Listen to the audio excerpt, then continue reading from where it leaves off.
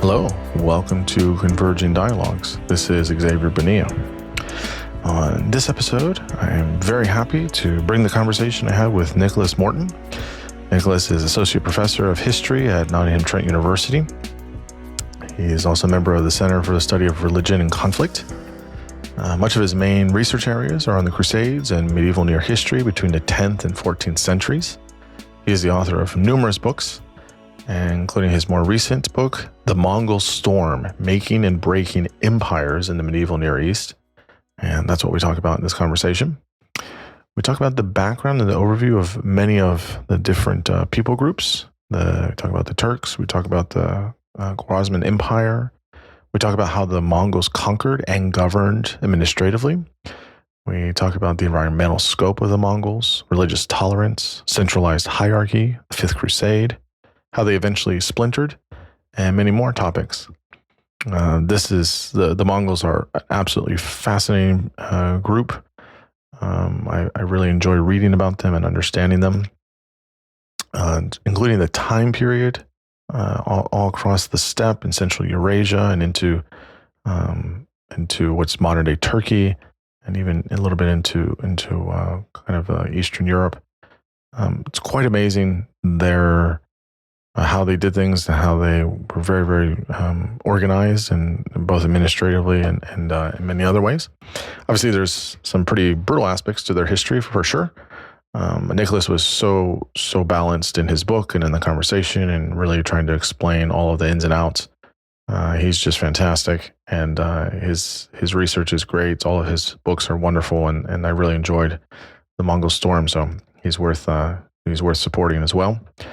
As always, you can find this conversation and all other conversations at convergingdialogues.substack.com. Also on YouTube. So follow, like, subscribe, share with your friends, contribute. It always makes me happy to see people subscribe. If you like this conversation, I guarantee you there are other conversations like this on the podcast. So it's always something for everyone out there. So if you like what I'm doing, just show your support, and at least give it a subscribe and share with many people. Always helps, and it's always much appreciated. So now I bring you Nicholas Morton.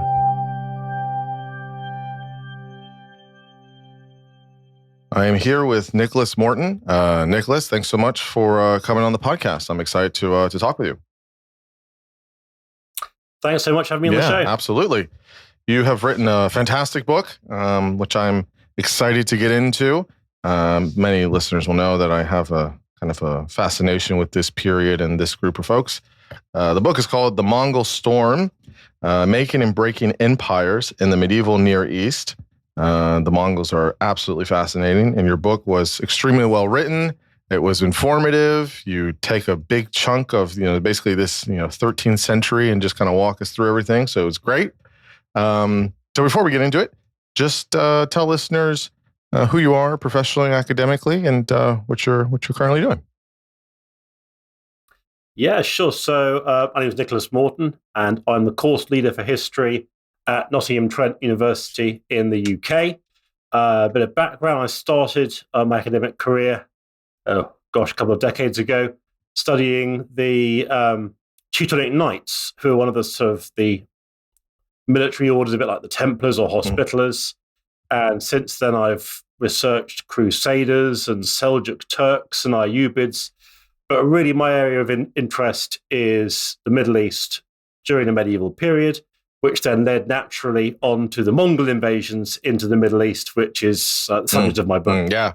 Well, it's interesting because in the book, we get these cameos, or we get these kind of other players in there. You do mention a little bit of the Crusades. You mention various other empires in the region. So it is interesting how it is about the Mongols, but not almost exclusively. It really is kind of in the Near East and in this particular period, which is very, very, very nice. So I guess you're talking a little bit about how you kind of came to the book and how you were starting it and things like that, and kind of your focus and your emphasis on things. And so I guess for the first kind of main question to kind of get us in here is, how do we understand, accurately the Mongol Empire? Many people have had all of these kind of ideas. They were barbarians. They were, they would, kill people, and they were pretty brutal, which isn't necessarily untrue, but there's a lot more to them than that. And so you start by, I think in the beginning, in the introduction chapter, you talk about the, I'm going to say this wrong, Karwazman Empire, which is might be unfamiliar to many people. It was unfamiliar to me. So, and you kind of just give this example of how they overtook this empire and kind of just moved west. So anyways, just kind of give us the landscape of the Mongols, who they were, and kind of how, as an example of how they started taking over, and looking to go over many of these empires and conquer them, and then, how they managed in their time out further west. Sure. I think the starting point to your question there is a really important question. How do you understand the Mongols? And I think that the most important way of starting that conversation is to realize that it's exceptionally difficult. Whatever you think you know about the way in which life, the world, society operates, you can't assume that any of your points of reference that make sense to you in terms of understanding your own society can be translated into understanding how the Mongol Empire operated. It is a fundamentally different way of life, not just to the modern world, but to the agricultural societies on which countries like the UK or America are based.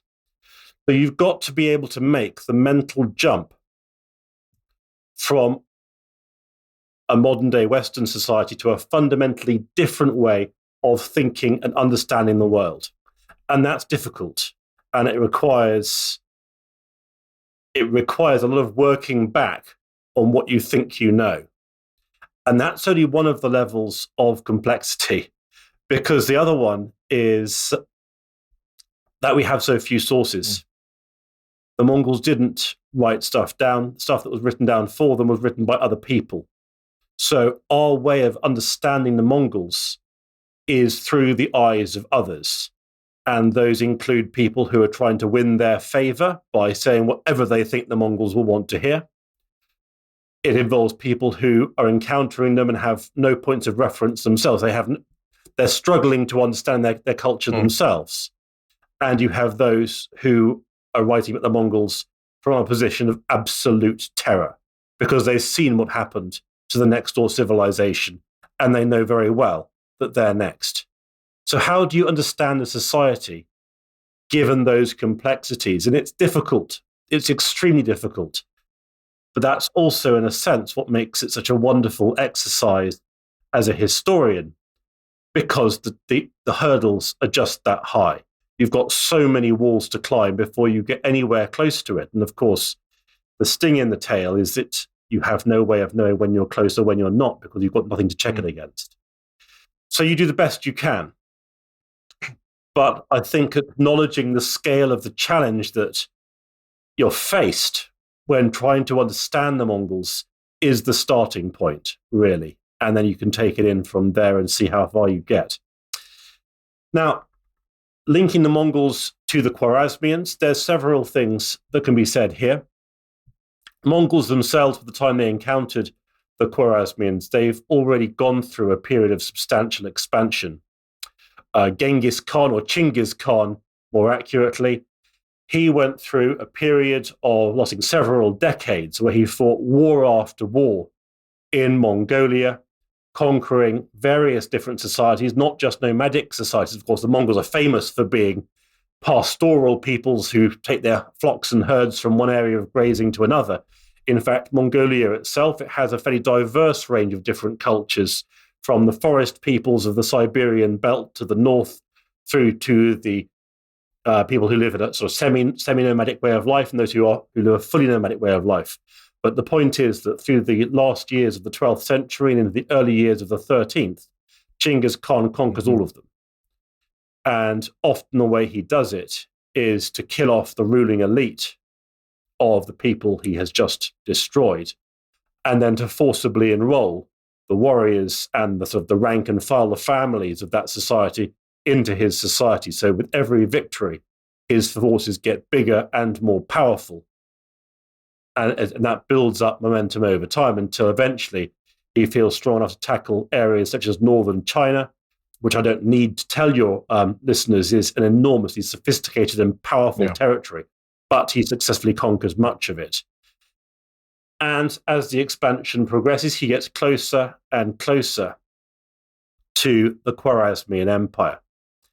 Now, the Khwarezmian Empire is not his target. He's expanding on every single frontier. This is just one frontier among many. But for the Middle East, this is the crucial moment when he begins that process of expansion into what is for him the southwest. Now, the Khwarezmian Empire is interesting because they serve as a reminder that the Mongols are not unique. They're not the first people to do this. 2 centuries before the Mongol expansion, there is another group of nomadic peoples led by a family called the Seljuks, and they expanded aggressively out of the Central Asian steppe region, much like the Mongols would later on, pushing to the southwest, conquering Persia, what today would be Iran, and then further west into Iraq, Syria, Anatolia then being the eastern districts of the Byzantine Empire, which, of course, is the continuator of the Eastern Roman Empire, which then plays its part in the history of the Crusades and the origins of the Crusades and everything that follows from it, as well as a whole range of other things. But the Seljuk Turks, crucially, are Central Asian steppe peoples who conquer the Middle East. And their way of life is not so very different from the Mongols. In fact, when a Franciscan friar went to visit the Mongols, he said that the way you can tell the difference between a Turk and a Mongol is the Turks tie their tunics on one side and the Mongols tie their tunics on the other side. And if that's the distinction between them, we're looking at very similar cultures. So the Mongols are not unique. This has happened before, 2 centuries before. It was the Seljuk Turks. And over time, the Seljuk Turk Empire broke apart. Its various regions acquired sort of dynasties that took power across the regions. The empire broke up. And among the most powerful of those sub-regions was the Khwarezmian dynasty, which then rose to power and established an empire centered on Persia, but embracing much of the frontier region facing the Central Asian steppe region. And this is the Khwarezmian Empire. So it's not so very different to the Mongols themselves. By this point, the Khwarezmians had converted to Islam, which is perhaps one of the most important distinctions between the Mongols and the Khwarezmians. But there are a lot of similarities. And the story goes like this. Now, there are lots of holes in this story. In some ways, it's got some sort of legendary qualities, but it's what we've got. And the story goes like this. The Mongols sent out a band of merchants, around 500, to the border town of Otrar on the northern districts of the Khwarezmian Empire. And they wanted to trade in various goods from the Central Asian steppe and to exchange those for goods from the Khwarezmian Empire. And they arrived, and something happened. We're not quite sure what, but the town governor, called Inalchuk, he felt that he needed to arrest the Mongol merchants, and so he did. And he wrote to Sultan Muhammad, the ruler of the Khwarezmian Empire, requesting instructions about what to do with all these merchants that he had taken captive. And the instructions were very clear. He should kill all of them. And he didn't actually carry out that instruction to the letter because one survived. Of course, one was all that was necessary to get back to Chinggis Khan and report what had happened. And this is not someone you want to anger. A month or so later, or very, very soon later, Chinggis Khan arrived with a full-scale invasion army, besieged Otrar, took Inalchuk himself captive, and then executed him by pouring molten metal down his throat. And this is the beginning of the Mongol invasion into the Khwarezmian Empire. And so in the years that followed, city after city fell. And the way the Mongols did this was to conquer one city and then round up as many able-bodied people from that city as possible, and then drive those people to the next city, where they would then be forced to attack the city walls in the first wave. And of course, the defenders would then mow them down with catapults and crossbows and bows. But of course, in doing so, they expend their ammunition. So that once all those people have been killed and the defenders have run out of things to hurl at the next wave, the Mongols can then send their actual troops in to attack. And this happens over and over again. But crucially, the Khwarezmians don't try and meet the Mongols in the battlefield. They hold back. They break up their army between their various fortress cities, which means they can be defeated piecemeal. And so the eastern districts of the Khwarezmian Empire begin to fall. Afghanistan falls, the steppe borders fall, and the Mongols begin their advance. Now, they don't destroy the empire in its entirety at this point, but they send a flying column south of the Caspian Sea through what today would be northern Iran, and up through the Caucasus through what today would be Azerbaijan, Armenia, Georgia, southern Russia, and then round the top of the Caspian Sea back to Mongol territory. And en route, army after army went out to try and meet this flying column in battle, and the Mongols defeated every single one. Often, it wasn't even close. And this is the moment when the Middle East wakes up to the fact that there is a very, very serious threat on their doorstep, and that no one has found a way yet of being able to do anything about it. That's very interesting. It's very, very, very interesting how it's almost like waking a sleeping giant, if you will, right? It's like, okay, we didn't know what we did, and now, but it's interesting how it wasn't just like a kind of like a revenge story only, or a retaliation story only. It was like, okay, we're going to do this, and then we're going to keep going, and we're going to keep going. You're trying to take out an entire empire. I mean, that's, and especially one is, you listed all the places. I mean, that's a lot of peoples, a lot of land. And then to actually do it successful is no wonder that the Middle East would be like, who is this whole horde of people over here that are coming in and kicking our ass, and what are we going to do about it?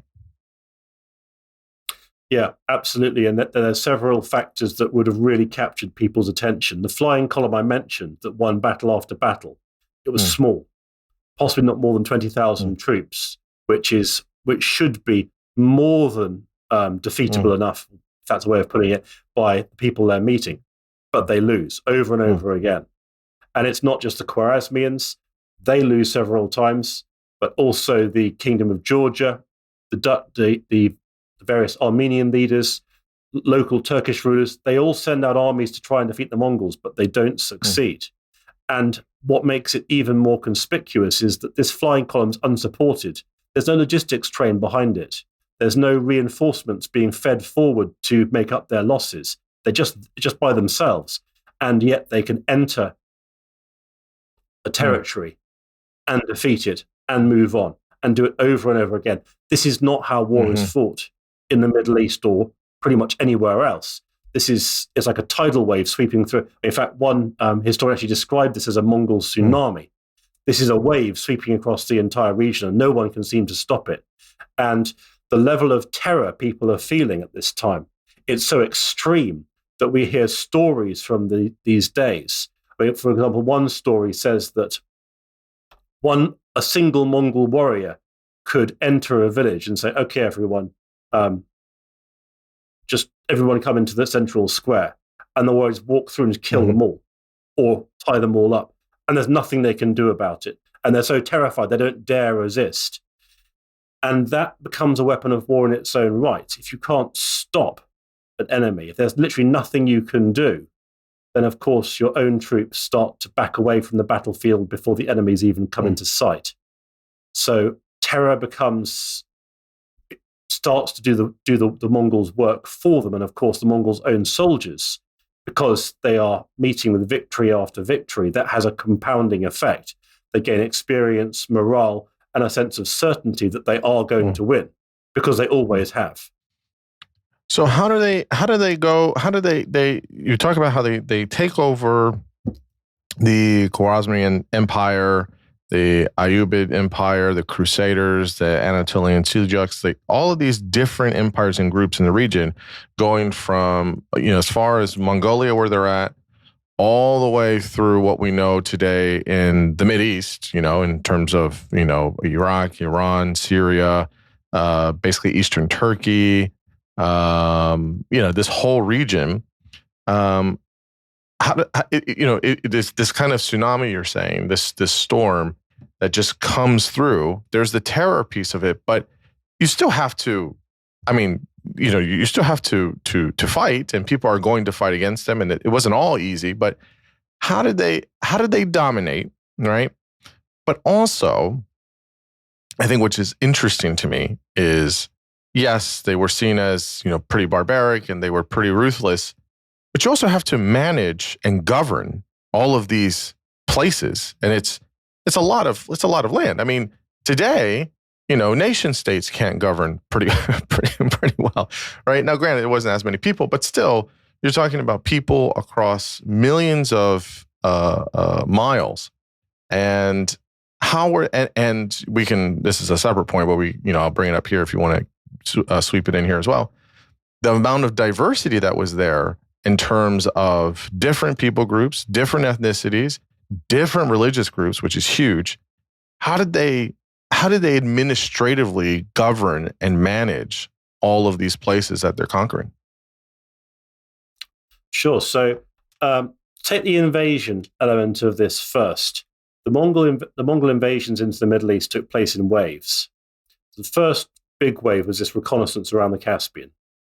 And after that, there's a sort of 10-year lull when no further invasions happen, and you could forgive people for thinking, well, maybe that's it. Maybe we've experienced the worst, until in 1230, another wave comes in. And this one's much more comprehensive. It's this one that finishes off the Karwazman Empire. It's this one in the 1230s conquers Armenia and Georgia in their entirety. And then in 1243, it's this wave that brings to battle the Anatolian Seljuks, defeats them, and forces them to accept client status under Mongol rule, which effectively brings modern Turkey, or much of it, certainly eastern, the central regions, under Mongol hegemony. Then there's another gap, another lull, until in the 1250s, the brother of the great Khan, and this brother is called Hulagu, he leads another massive army into the Middle East, essentially to conquer anything that's left. So in 1256, his armies take the strongholds of the Nazaris, who are often known as the Assassins, in Persia. And then in 1258, this enormous army, over 100,000 strong, laid siege to Baghdad and then sacked the city of Baghdad. Enormous loss of life. And this is one of the most brutal deeds of the Mongol Empire in the Middle East, the sack of Baghdad in 1258. Following that, the Mongols advanced further west into Syria and the Ayyubid Empire. That's the empire that had been founded originally by Saladin. And that empire collapses within only a few weeks. And then the Mongols press on towards the coast. Now, along the coast is what's left of the Crusader states, which are the territories founded by the Crusaders during the First Crusade, about 150 years previous, 160 years previously. The northernmost of the Crusader states, called the Principality of Antioch, that accepts Mongol hegemony, so it submits to the Mongols. The southern Crusader state, particularly the Kingdom of Jerusalem, tries to negotiate, tries to find a way of negotiating without submitting. But this is the outer extent of the wave, as it were, to use that analogy. This is how the Mongol conquest happens. But you're right. How do they hold down so much territory? Because the Mongol armies were big, or they could be big. They start off fairly small. The first one's about 20,000 strong. The second one's about 30,000. The next one's over 100,000. But even so, the total number of Mongol warriors is not particularly large, because you're quite right. This is an extraordinarily diverse region. In the Caucasus, you have Armenian and Georgian Christians. In Anatolia, you have a Turkish ruling elite governing a very, very diverse population, much of which would have been Orthodox Christian. In Syria, you have Syriac Christians, you have Sunni and Shia Muslims, you have Nizari Muslims, you have various different groups within Shia Islam as well. You have Sufis and dervishes, you have Jews and Samaritans. There's so much complexity and diversity in the region. So the Mongols are conquering what is, by medieval standards, quite a densely populated and a very diverse region. So you're absolutely right to pose the question, how do you govern somewhere like that? In the early days, what seems to have happened is the Mongols, they didn't fan out. So it's not that they broke up their armies and put various contingents in the big cities or anything like that. The Mongols tend to stick to southern Anatolia, the northern Jazeera region, also northern Syria, which is has quite a lot of grassland. And of course, the Mongols, being nomadic, are looking for grassland because, well, why wouldn't they be? They've got their huge flocks and herds with them. And if you'll forgive me a slight aside on this, I think that one of the truly phenomenal sights of the Mongol civilization would have been their cities. Because these aren't cities with houses and palaces, as most civilizations that we're familiar with would. These are wagon cities. And literally, if you were standing on a hilltop looking down or across these cities, you'd see thousands, tens of thousands of wagons, big wagons. We're told that the axles of these wagons could be the thickness of a ship's mast. So these are huge vehicles. Tens of thousands of wagons, and then hundreds of thousands of people around these wagons, and then beyond them, millions of animals. We're told that it could take several days to cross from one side of a Mongol encampment to another. And so the sheer panorama of that must have been truly breathtaking.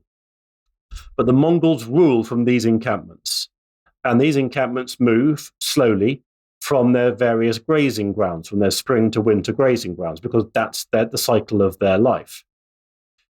As for the territories, the cities, the towns, the villages, the communities that they rule, they may go from year to year not seeing a single Mongol warrior.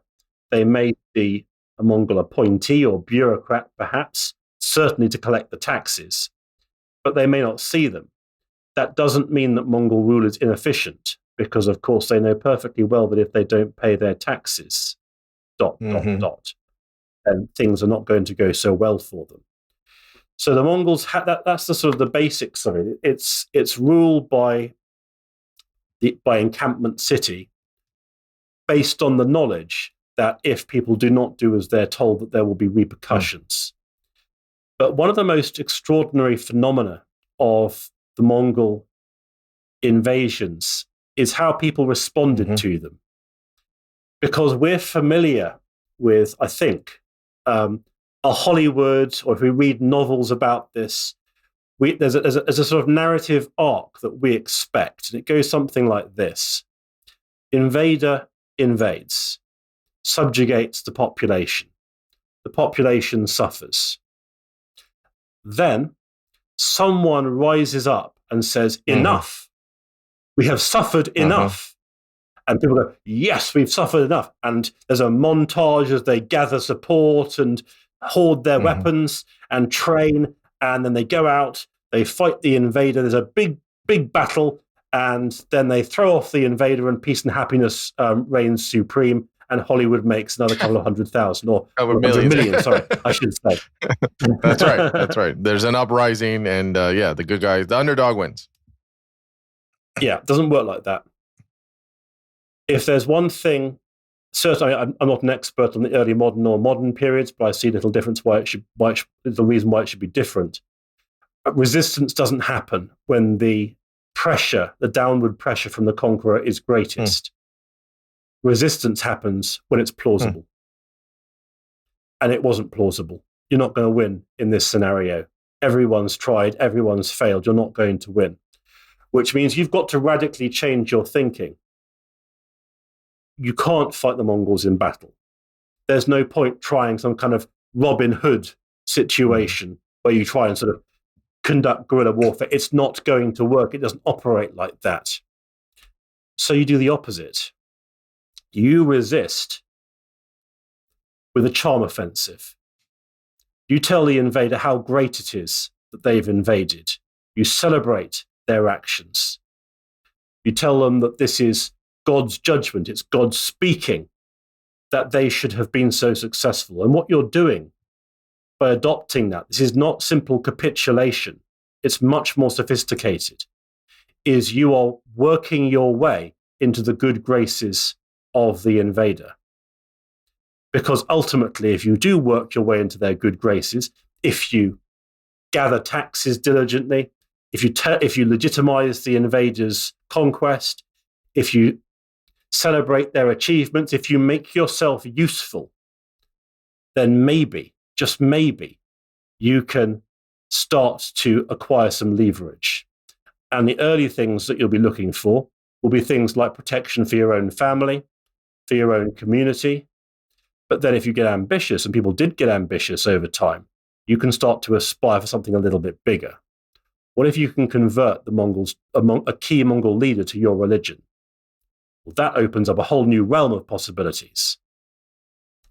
And so it's interesting. Despite the devastation caused by the Mongol invasions, you don't hear many people criticizing it. Certainly not from within the Mongols' own borders. Externally, yes. You do, however, find lots of people who are willing to take the journey to the Mongol court to win the Mongols' favor, because they want to try and win preferential treatment for themselves. And so as long as the Mongols can maintain that sense of inevitability, that irresistibility for their empire, they're not going anywhere, because it's actually incentivizing the people they've conquered to come to their court and tell them just how great they are. That's very interesting. I haven't heard that piece of it, but that makes a lot of sense, because if you're looking around and you're like, listen, we can't defeat these guys. They're going, to the empire next door and just absolutely obliterating them. What are we going to do? We're just, a bunch of sheep herders or whatever, or horse farmers. Like, what are we going to do, right? It's not much we can do here. So in that lifestyle, so you did a little bit there, but give us a kind of picture of the environmental landscape. You kind of do this in the book of, this mobile city, right? Which is fascinating. It's just when you get the details kind of you were describing, it's incredible. But yeah, commercial cities, trade routes, farmland and grazing, strategic fortresses, religious sites, all of these were huge in the 13th century.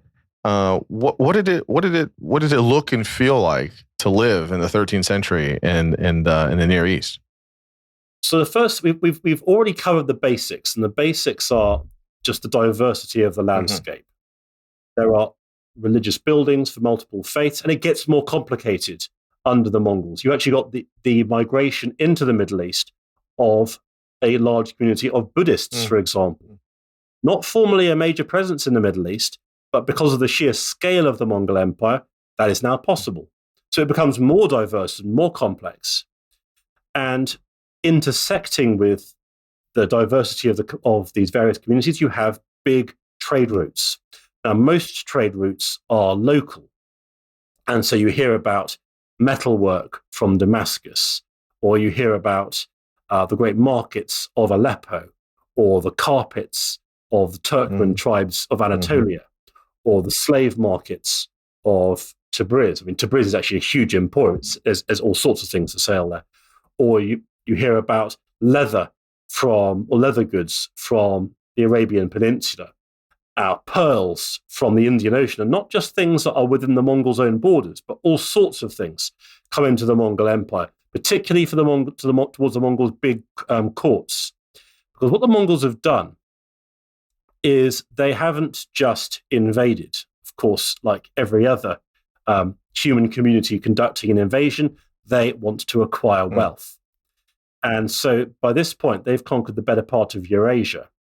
which means that tens of civilizations, all those courts, all that gold, all those jewels, all those silk clothes, all those things of value, they have all been taken, and the Mongols are keen to sell them, which means that you have the beginning of a redirection of trade at a continental scale, rewiring itself to focus on the Mongols' great wagon cities, on their main centers, because that's where the wealth is. And of course, every merchant, everyone in business knows perfectly well, you follow the money. Why wouldn't you?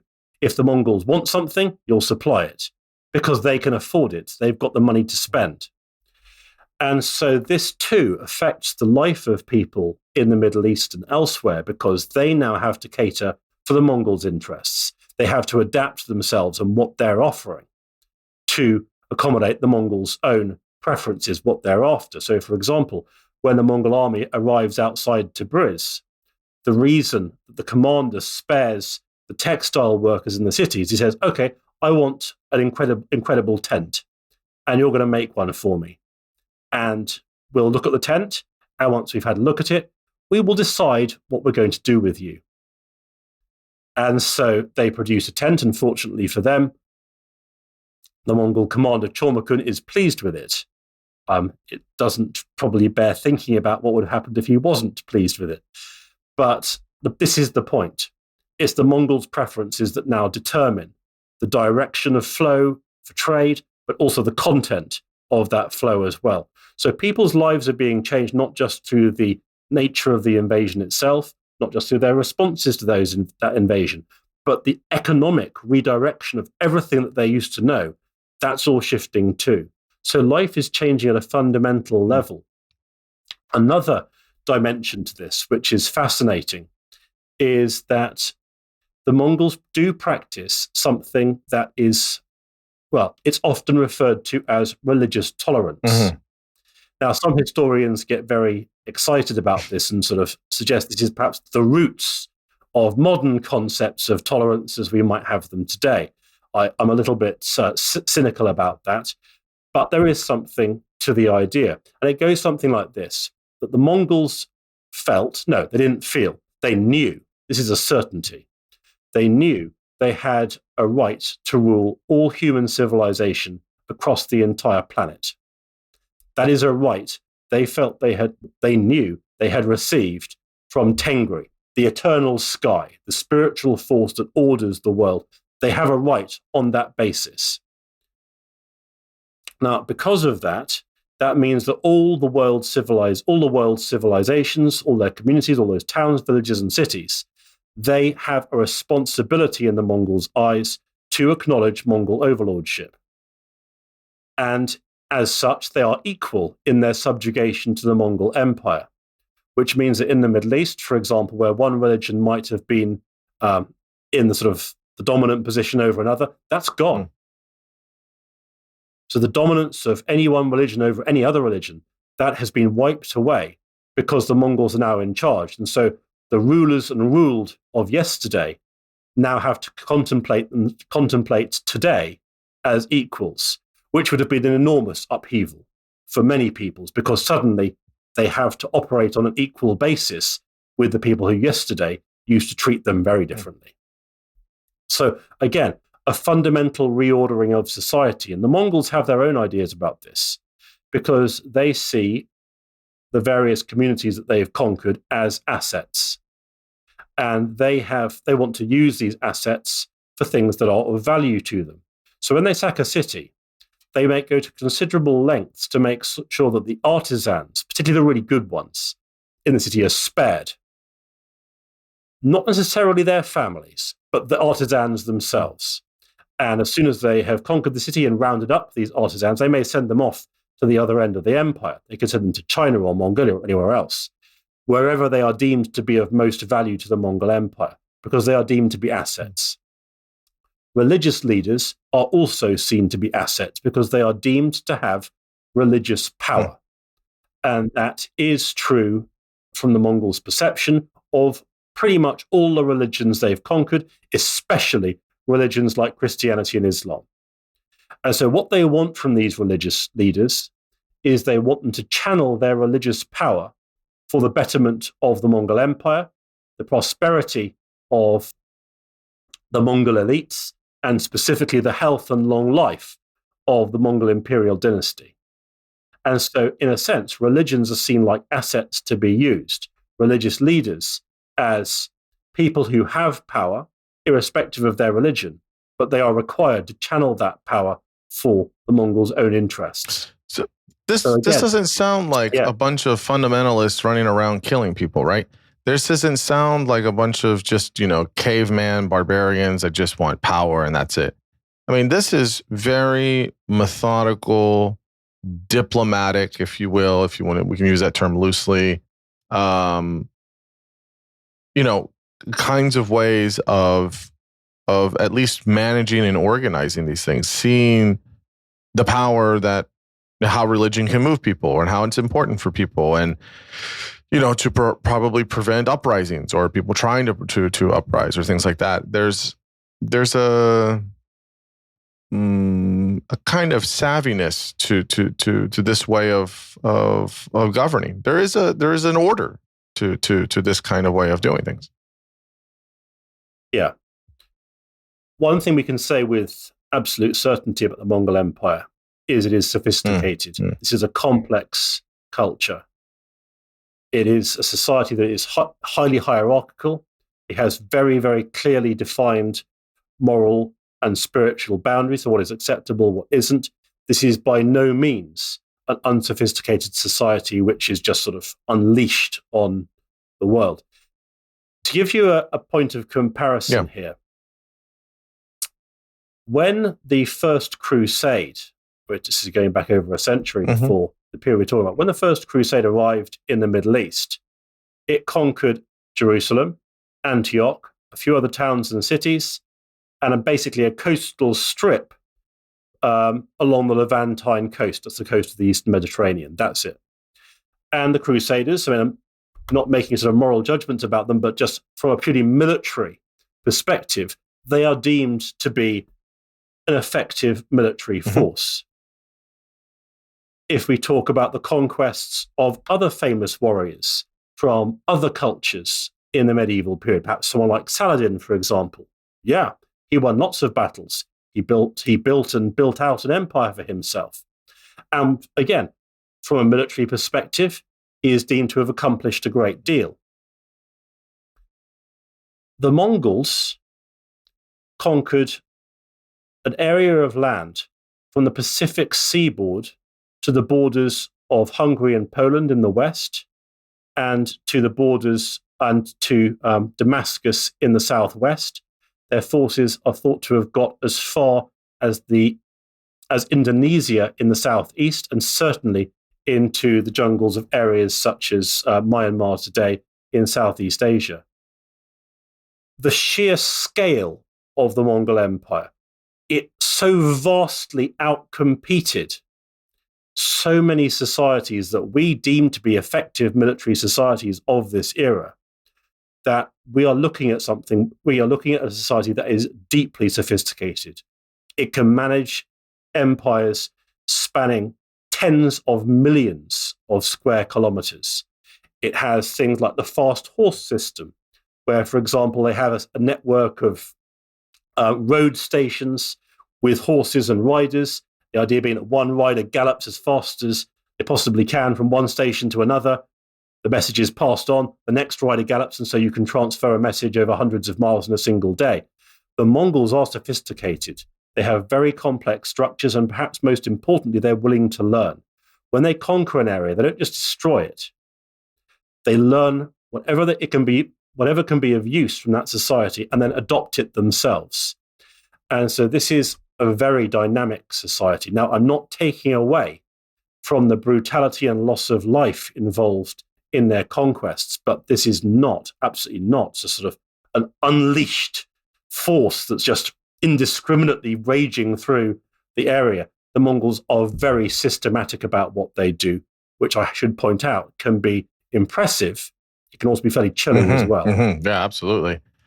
I was going to ask here, so with all of this land that they're in charge of, how much is like, what's the kind of, I guess, nucleus in which they're funneling all of this stuff, right? It's very centralized. I mean, it would have to be, right? It's a big hierarchy. There's whoever's the ruler, and then all the way down, various generals. Like, but what's the kind of understanding politics and religion and really, the psychology of people of throughout all of these lands of today? What are their wants? What are their needs? What are their desires? What motivates them? What doesn't? What's the kind of worldview or the ethos of them that is kind of at the center of how they're governing or being able to manage all of this? Sure. So the ethos is total global conquest. And it's not quite clear whether this was Chinggis Khan's concept, whether it emerged in the years afterwards, but that is certainly the Mongols' mainspring of operation. And it has to be said that if you are living in the 1220s or 1230s or 1240s, that would actually be looking really quite plausible. It wouldn't be sounding like arrogance or overstatement. This is happening at that time. But the way in which the Mongol Empire operates is it begins very much around the person of Chinggis Khan. And when Chinggis Khan dies, there is then a succession from one great Khan to another.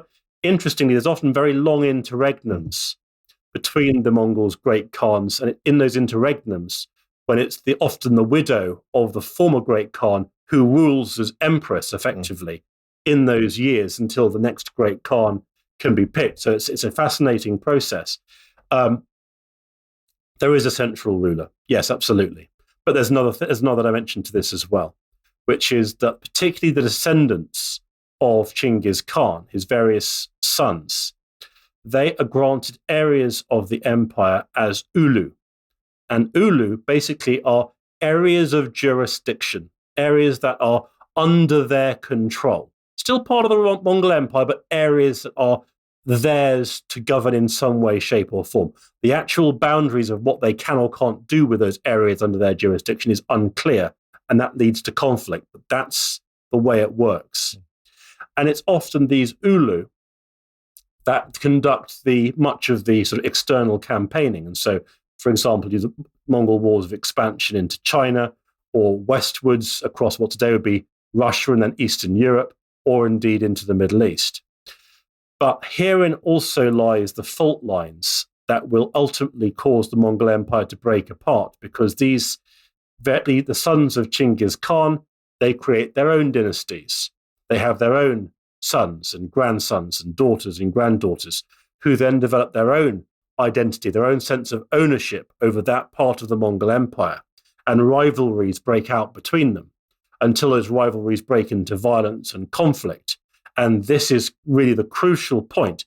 This becomes very, very apparent in the 1260s, when the Mongol Empire and its great armies of invasion, they swing away from the wars of expansion and swing towards internal wars fought between the various descendants of Chinggis Khan over who gets to rule which parts of the empire and who gets to be the next great Khan.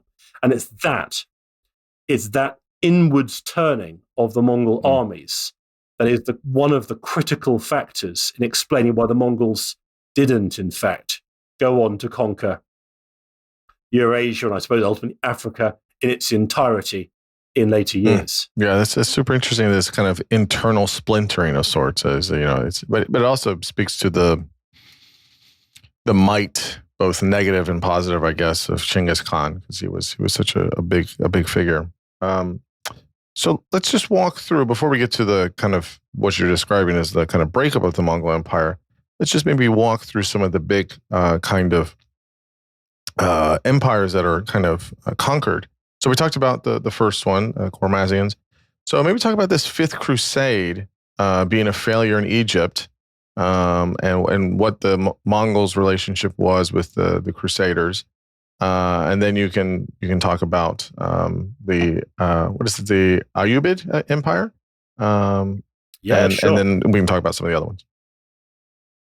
Okay, so a little bit of background. Going back before the Mongol invasions into the Middle East, in the 12th century, so the century before the one I deal with in my book, you have the advent of the Crusades and the creation of the Crusader states.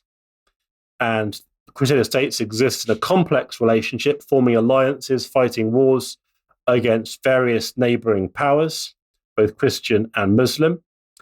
And by the end of the 12th century, you have the rise of a new empire led by a Kurdish leader called Salahuddin ibn Ayyub, or Saladin, as he's often known. And Saladin won a major victory over the Crusaders at the Battle of Hattin in 1187, which saw the largest of the Crusader states, the Kingdom of Jerusalem, brought almost to the point of extinction. It then retrenched its position a little bit with the advent of the Third Crusade in the 1190s. But by the start of the period we're interested in, so by the time the Mongols are approaching the city of Utrar and the beginnings of their invasions into the Middle East, the Crusader states still survive, albeit in a much reduced form. And the Ayyubid Empire, the empire that Saladin created, is still very much there. It's a major power in Syria and Egypt.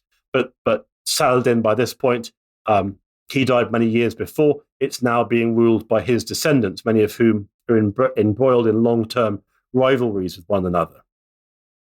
And then in the 1210s, there is the arrival of the Fifth Crusade. And the Fifth Crusade is the papacy's most recent attempt to try and conquer Jerusalem. Now, the way the papacy wants to do this is to conquer Egypt first, the thinking there being that you can't just conquer Jerusalem because you couldn't hold it in the long term. You've got to take Egypt first because that's the economic powerhouse of the Middle East, and then use Egypt's resources to then fund the permanent conquest or reconquest, depending on your perspective, of Jerusalem itself. And so, in 1217, the Fifth Crusade arrives. It then lays siege to the coastal town of Damietta in Egypt. And this is an incredibly brutal siege. You've got the defenders in Damietta, the Crusaders outside, the main Ayyubid field army trying to break the siege. There's all sorts of skirmishes and battles and raids taking place.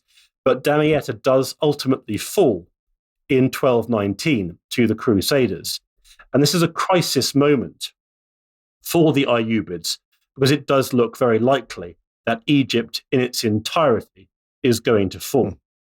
But at this time that news begins to arrive that there is an unfamiliar power somewhere out to the east advancing very rapidly. And they don't know who it is. No one does. And merchants and released prisoners of war reach the Crusader camp, and they report that they know who it is. It's the armies of Prester John. And Prester John is an interesting character because about a century before this, so the story goes, someone arrived at the papal court reporting that somewhere out to the east in the Indies, as it was described, exactly where the Indies was placed in their thinking isn't clear. It's not necessarily the same as India in the modern day sense. But somewhere out to the east was somewhere called the Indies, ruled over by a priest emperor called Prester John, who ruled over an empire populated by monsters, believe it or not. And later on, the empire of Prester John would embrace areas such as an island home to the Fountain of Eternal Youth, the caves of the Dragon Masters, among a whole wide range of other stories, but perhaps most tantalizingly, the idea that the rivers in this area were filled with jewels and gold. So Prester John rules over this empire in the European imagination. But it was believed that one day Prester John would march to Christendom's aid. And so it was believed at this time, this is what's happening. This advancing army is Prester John leading an army to rendezvous with the Fifth Crusade and therefore to bring about the permanent conquest of Jerusalem. And so it's partly because of these rumors that having conquered Damietta, the crusading army waits. It waits for almost a year. It's not just for this reason. It's also waiting for the arrival of Emperor Frederick II of Germany, who in fact never arrives. But the crusade waits. It's only when it becomes clear that Prester John is not coming that they then advance and suffer a major defeat whilst trying to advance on Cairo. And the Fifth Crusade, from a military perspective, is an enormous success from the Ayyubids, who are able to defeat one of the biggest crusades in history. For the Crusaders, of course, it's an enormous defeat. But it's interesting how the course of the Fifth Crusade gets tangled up, not with the Mongols exactly, but with these garbled rumors of what the Mongols might be. And even for decades, the idea is the Mongols are linked to Prester John. So there are stories, for example, that, all right, the Mongols aren't Prester John, but perhaps they conquered Prester John first before then moving in to invade the Middle East. So the Prester John legend becomes very much tied up with the Mongols in some way, shape, or form. And that continues for decades. It's very interesting how you have these different groups, these different factions, and it seems like they all have, I mean, I guess this is true at any point, but they all have different, maybe not different motivations, but I guess different ways of getting what they want, right? And they're all these competing forces in, the same kind of area of sorts. And so this is what kind of, in my mind, makes underscores the, again, the might of the Mongols, of how they're able to, succeed, if you will, use that term in kind of air quotes, where others don't, right? How they're able to do all of these campaigns, but then also to maintain it, learning the ways, trying to do these things, as opposed to imposing some kind of doctrine or some ideas or things like that, which is really, really interesting. So can you tell us about the Anatolia Seljuks? Anatolia is it's a kind of a bedrock of many, many, many, many civilizations throughout our history of humanity. And how the Mongols take them over. They also take over the Sicilians in Armenia. And so Cilician Armenia, and so there's these two big groups of people that they also overtake. But it's interesting, the relationship that they have and how these displaced folks, they are able to, in some ways, again, as you were saying earlier, generally adopt and learn, and how do they manage these things? Maybe talk about these two big groups and how the Mongols interacted with them. Sure. So, one of the big questions that I went into this research project very much at the front of my mind was the question of, in situations like this, in times of intense warfare, intense suffering, who actually survives? Not who do you think should survive, who actually survives and who doesn't. And you're right, Anatolia is fascinating for a whole range of reasons, not least the diversity of people within Anatolia itself, irrespective of the wider Middle East. The Anatolian Seljuks behave in a way that would probably be deemed very logical. They try and conduct diplomacy with the Mongols when they're far off. They try and sort out some kind of deal. For a time, they seem to have done that, then it broke. When it becomes clear that warfare is on their doorstep, they marshal their armies. Then they're invaded, and they fight a big battle and lose. All of which seems fairly proportionate and sensible, and you can see the arc of their thinking there, except, of course, it ends in disaster. The Cilician Armenians do something very different. They don't respond in what might be described as a proportionate manner, because what they do is they submit to the Mongols before the Mongols have even invaded. They recognize they're not going to be able to hold the Mongols out. And so rather than waiting to be invaded, they submit immediately. And actually they survive rather more effectively, certainly for a much longer period. They don't, because the Mongols appreciate the fact the Armenians have submitted. And as a result, the Armenians were able to negotiate for themselves a reasonably preferential situation for themselves in the Mongol Empire. So it makes it's a very pragmatic choice they make, and it spares them the horrors of a Mongol invasion. But you're right too, that it's not just different states behaving in this way. There's huge numbers of refugees sweeping through the entire region. The number of displaced people set in motion by the Mongols is truly staggering. And you hear reports of Cairo growing enormously as refugees try and make a new home for themselves in Cairo. Some reach the Crusader states, some going beyond the Crusader states into places like Cyprus or the Mediterranean, and also into Anatolia.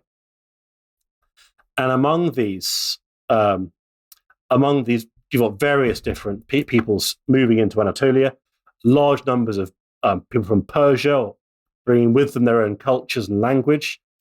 But you also have a large number of Turkmen communities.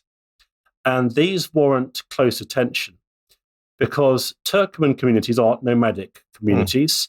Many of them came into the Middle East as part of the Seljuck invasions that I mentioned at the start of our chat, at the time of the Seljuck invasions. And many of them are displaced by the Mongols, and they move west to get out of the Mongols' way.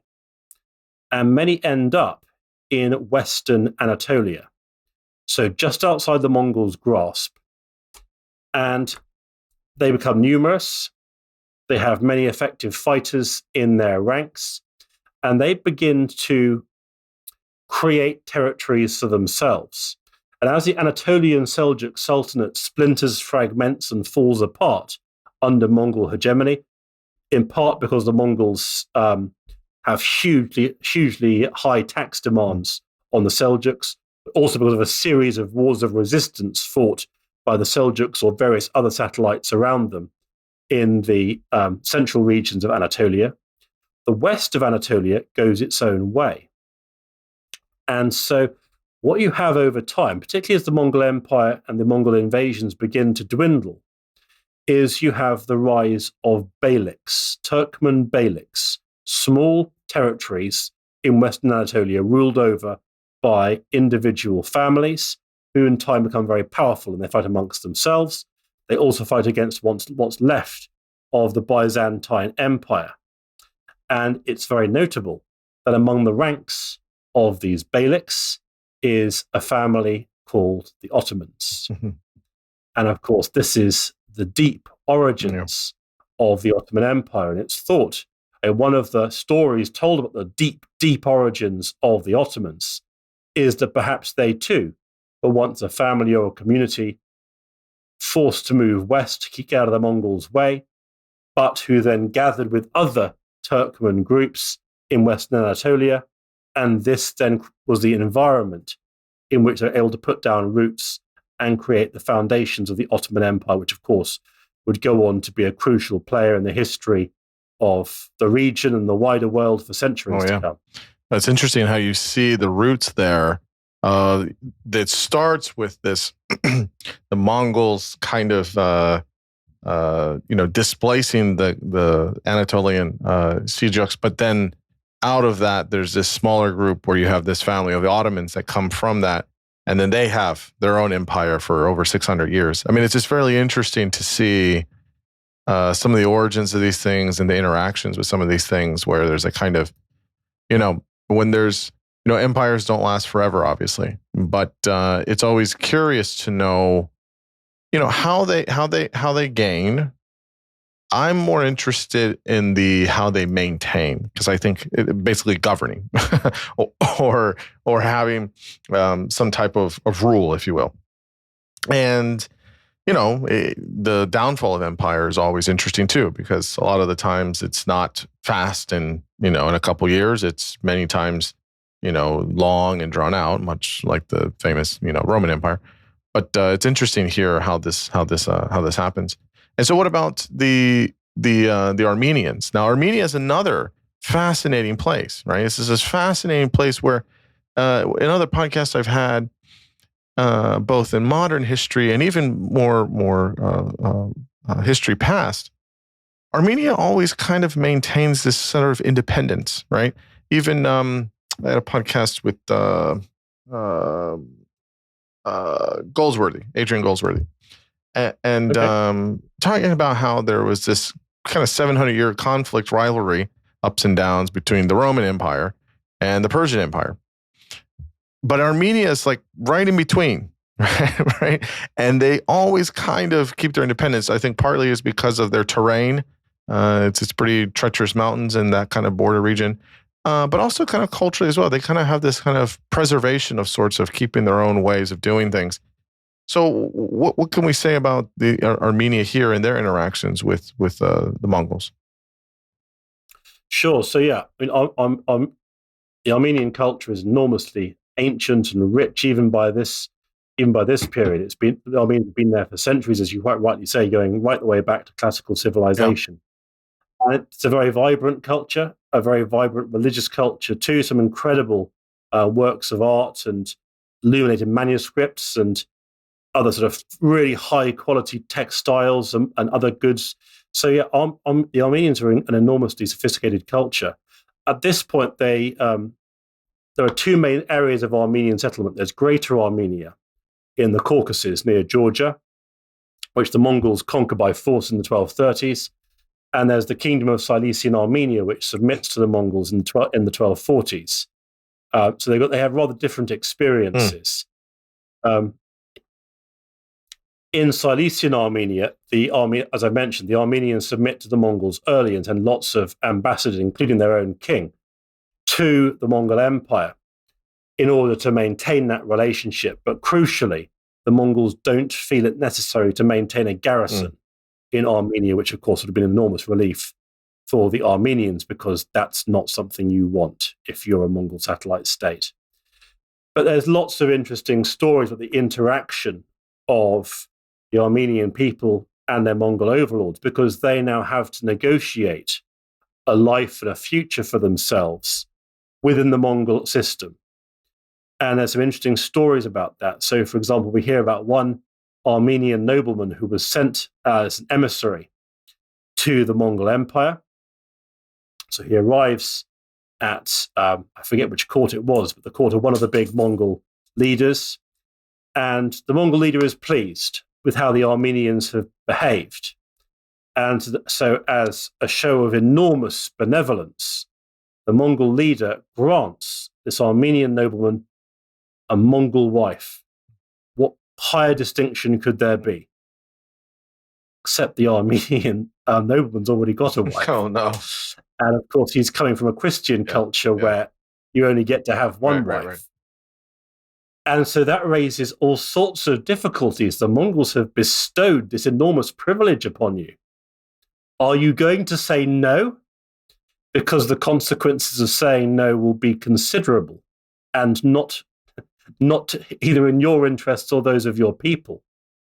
Or do you breach religious law and accept the Mongol wife? Well, there's not really a choice here. I'm not making out that this is a situation where he gets to choose. Of course, he's going to have to accept this Mongol wife, but it creates all sorts of difficulties when it comes to these cultural interactions, because, of course, there are plenty of religious laws and secular laws practiced by the Armenians, as there are for every other society in the Middle East. And the Mongols don't mind too much if you carry on living your culture, living out your religion. They don't mind so much, except where it crosses over with their own interests or their own culture. And that's where you get a problem.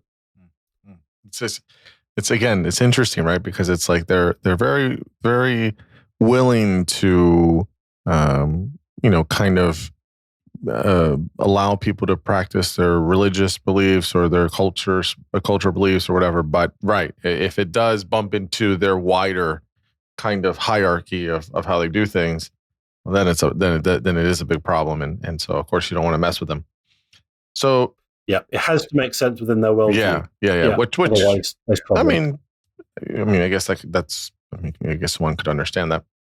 So it's like every other invasion. I was going to say, right? This isn't like the first. This isn't novel to the Mongols, right? Right. So tell us about the breakup. You mentioned it earlier, but the breakup of the Mongol Empire sounds like it was a kind of splintering within.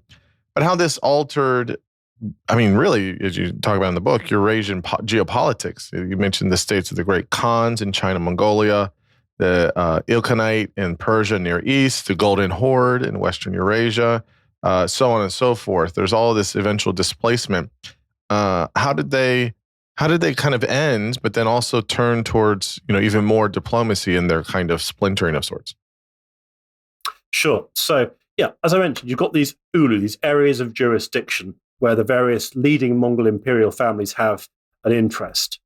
And in the Middle East, the most powerful dynasty by the late 1250s is the dynasty of Hulagu, who staged the last really big invasion into the Middle East.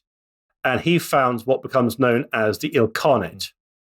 And then to the north of the Caucasus, in what today would be Russia and parts of Eastern Europe, you have the Golden Horde by a rival Mongol dynasty. And it's in the 1260s that these two wings of the Mongol Empire embark on a ruinous war, which sees the end of the Mongols' wars of expansion into Eastern Europe. They were preparing for a new expansion into Christendom at the time when they turned on each other. And so it is very literally the case that their civil wars saved Western Christendom. And even, there's no one's in any doubt about what would happen if the Mongols did stage a big invasion into Western Christendom. The papacy, the emperor, they all know that no one's going to stop the Mongols. No one's got that kind of force. So it is literally this that means that Western Christendom doesn't fall to the Mongols. In the Middle East, it's a little bit more complicated, and yet, by drawing tens of thousands of Mongol warriors away from the wars of expansion and into this ruinous civil war, that then means the Mongols' wars of expansion end. But there is another factor here too, because when the Mongols invaded Syria in 1260, as I mentioned, they conquered the Ayyubid Empire very quickly. The northern Crusader state of Antioch submitted. Kingdom of Jerusalem, tiny state, no hope of defending itself, tried to negotiate. But there is one territory which did not submit to the Mongol and took a rather different approach. And the background to this is in the year 1250, when the Ayyubids in Egypt, by this stage, they were very dependent on groups of enslaved people they had purchased from the Black Sea region, who they then converted to Islam, if they weren't already Muslim, and then trained to become elite warriors, known as Mamluks. And these Mamluks were the cutting edge of the Ayyubids' armies, enslaved warriors, basically, who made up big regiments, and they played a leading role in defeating the various crusades of this era. But of course, if you have too many regiments like that, then you start to run various risks. And in 1250, those risks became apparent when the Mamluks realized just how much power they had. And so they thought, well, why should we accept the ownership and rule of the Ayyubid dynasty? And so they rose up and killed the Ayyubid Sultan and took power for themselves, creating what would become known as the Mamluk Sultanate, which survived until the 16th century. So, spool 10 years forwards from the Mamluks' initial rebellion in Egypt and the foundation of their sultanate, and you've then got the Mongol invasions into the Middle East. And the Mamluks are interesting because, unlike every single other civilization in the Middle East, they do not wait to be invaded.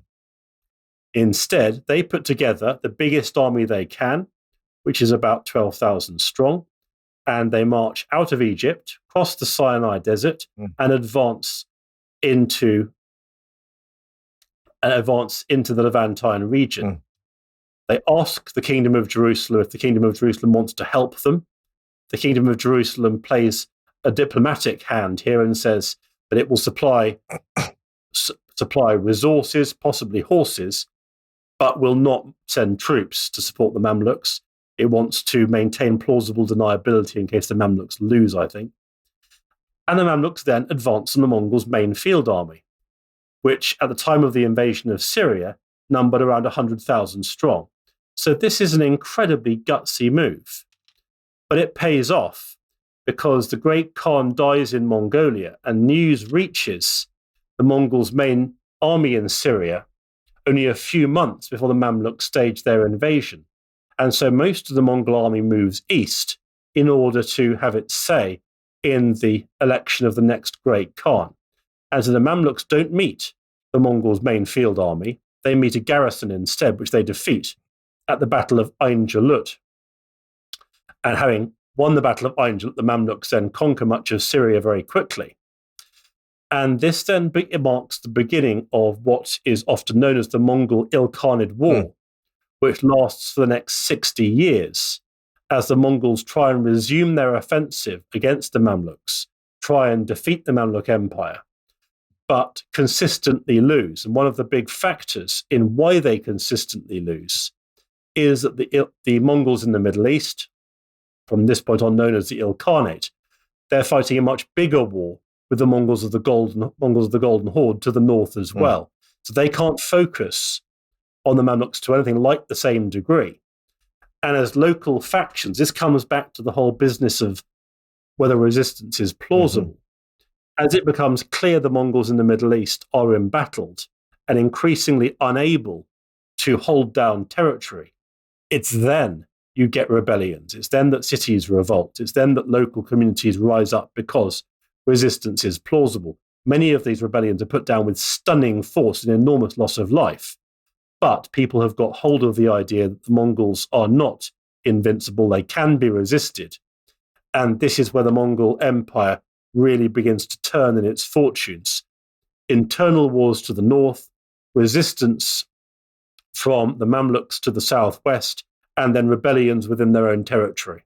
And so this is where the Mongols in the Middle East start to really find themselves on the back foot, where for decades previously, they'd been on the front foot. With this kind of conflict between the Ilkhanate and the Mamluks, where does, especially in the 70s and 80s, how does Armenia become a player here during this conflict as well? Because, they're kind of positioned, unfortunately or unfortunately, whichever you look at it, in between a lot of this stuff. What's the role that they play here as well? Yeah. From their perspective, very unfortunately, because they're on the frontier between the Mamluk Empire and the Mongols. Now, of course, they had no idea that they would find themselves in this predicament. And yet they are a Mongol satellite state. They are under Mongol hegemony. They're expected to supply troops for the Mongol army. And of course they do. They have no choice. This is the role they have accepted for themselves. And yet, as the decades go by and as it becomes clear that the Mongols aren't winning this war with the Mamluks, increasingly the Armenians begin to try and do deals with the Mamluks because they realize that, in fact, it's the Mamluks who are winning, it's the Mongols who are losing. So if they want to survive, actually the Mongols can't guarantee their safety in anything like the way they could have previously. The Armenians don't, in the long run, manage to negotiate their path to safety.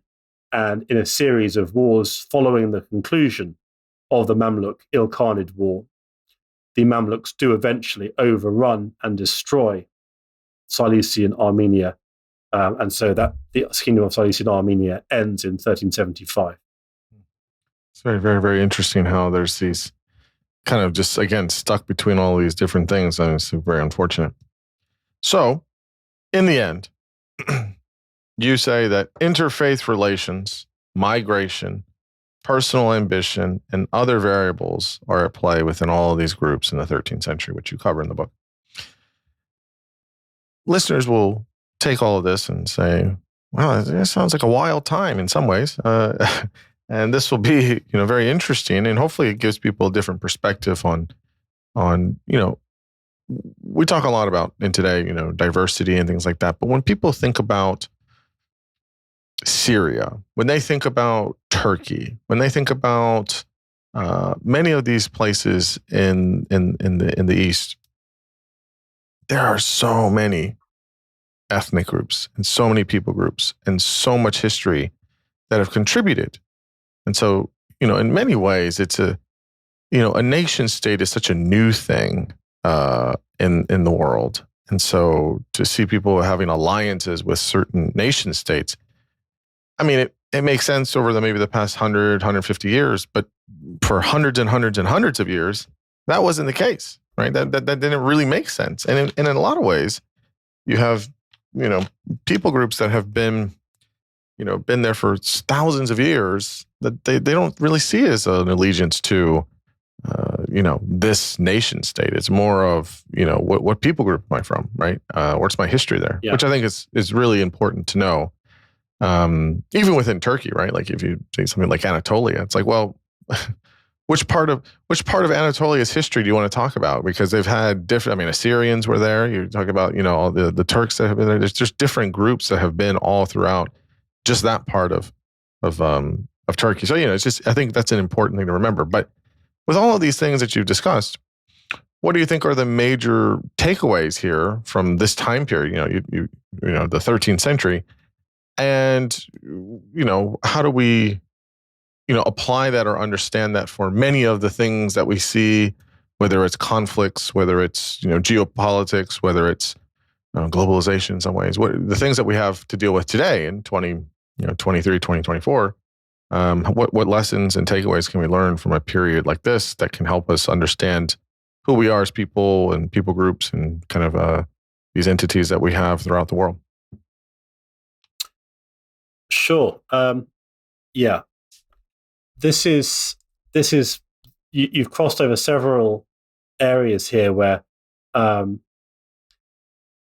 can see my own motivations for writing this book, because as you do as you meet people and talk to people at conferences or at family events or whatever, or I don't know, in any environment that you meet people, the one thing you typically hear about the Middle East that people know is that this is a time of the Crusades.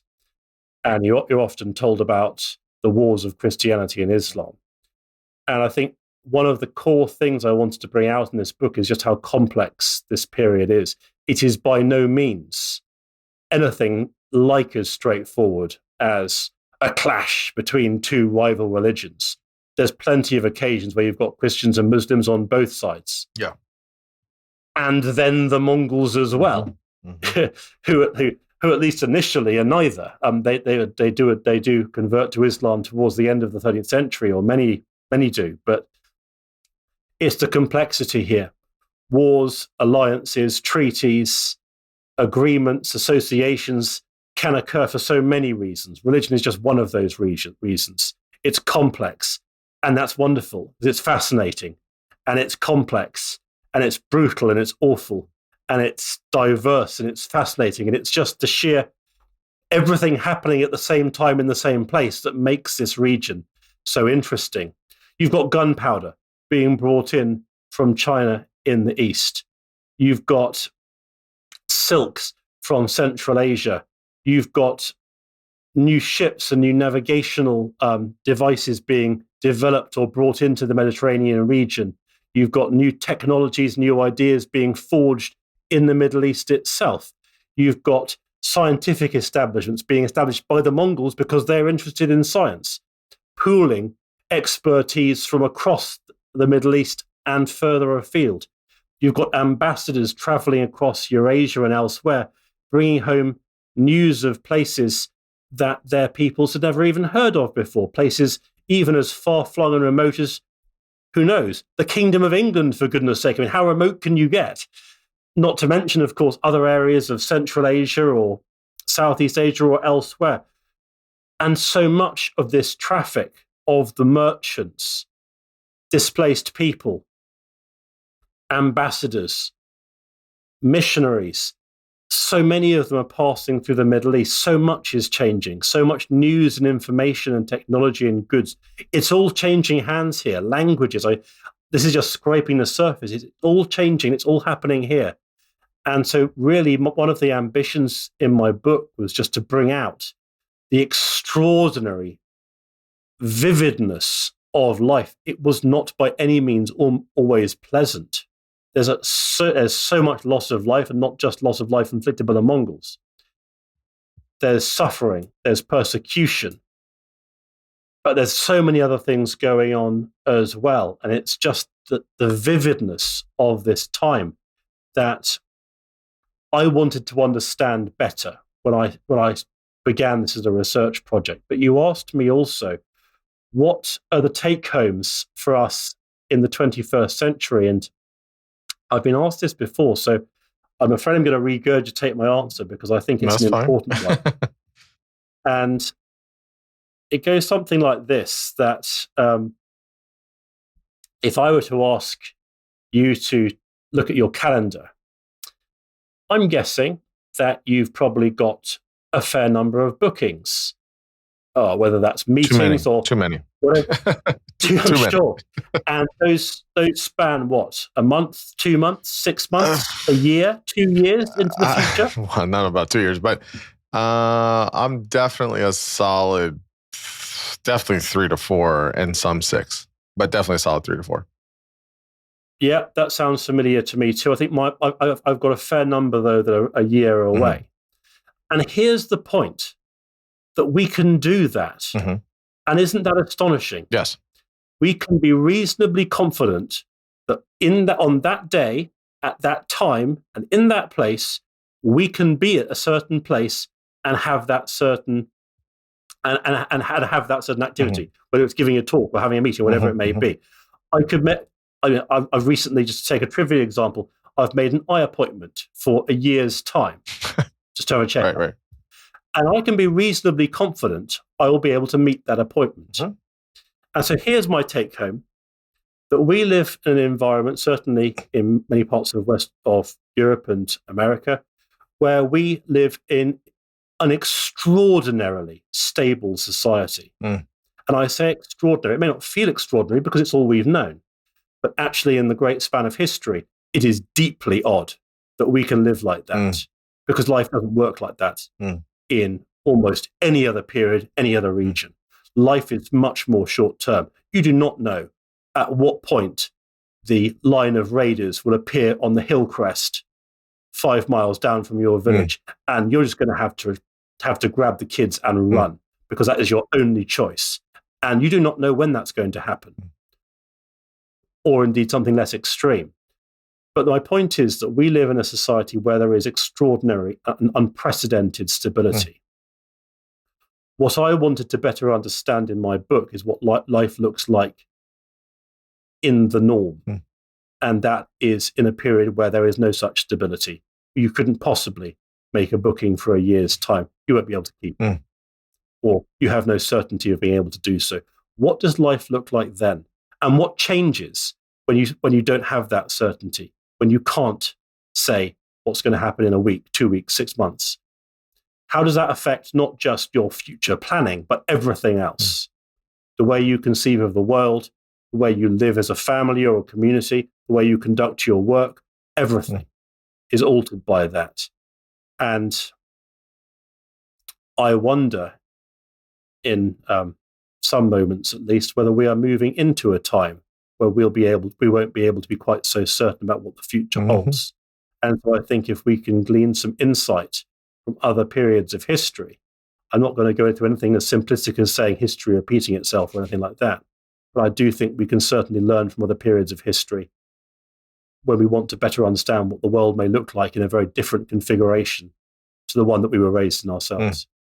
Yeah, no, that's a very helpful perspective, I think, for many people too, especially when people say this is such it's never been like this before in history, or this is such a, it's like, it's actually the opposite, right?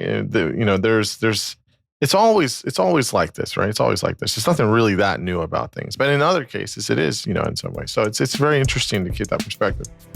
The book is called The Mongol Storm: Making and Breaking Empires in the Medieval Near East. This is out through the wonderful Basic Books.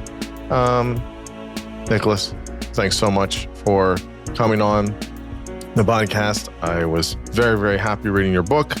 Very, very happy having the conversation with you. And so I thank you for your time and your energy. And I'm very certain that people will quite enjoy it. My pleasure. Thank you so much. Absolutely.